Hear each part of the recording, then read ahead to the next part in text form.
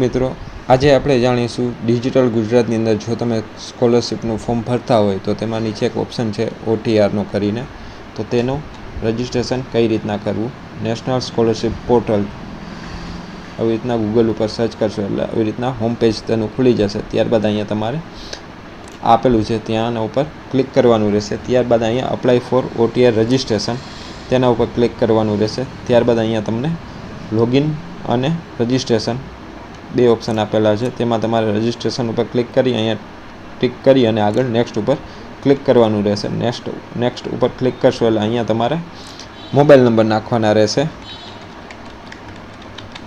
ત્યારબાદ અહીંયા OTP ઉપર ક્લિક કરશો એટલે OTP જનરેટ થશે, તે તમારે અહીંયા એન્ટર કરવાનો રહેશે. ત્યારબાદ અહીંયા જે તમારી સામે QR કોડ લખેલો છે તેને તમારે એન્ટર કરવાનો રહેશે. એન્ટર થઈ ગયા બાદ અહીંયા વેરીફાઈ કરવાનું રહેશે. ત્યારબાદ અહીંયા જો તમારી પાસે આધાર કાર્ડ હોય તો અહીંયા પહેલાં ઉપર ક્લિક કરવાનું રહેશે. EID નંબર હોય તો અહીંયા અને આઈ ડોન્ટ હેવ આધાર તો અહીંયા ક્લિક કરવાનું રહેશે. ત્યારબાદ અહીંયા આપણે આધાર નંબર છે મારી પાસે તો આપણે આધાર નંબર નાખી અને આગળની પ્રોસેસ કરીશું.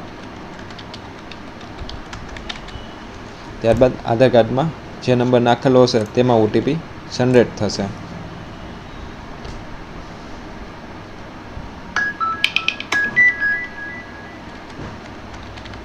ત્યારબાદ અહીંયા વેરીફાઈ કરવાનું રહેશે. વેરીફાઈ થઈ ગયા બાદ અહીંયા તમારે માતાનું નામ લખવાનું રહેશે. અહીંયા પૂરેપૂરી તમારી ડિટેલ્સ આવી જશે.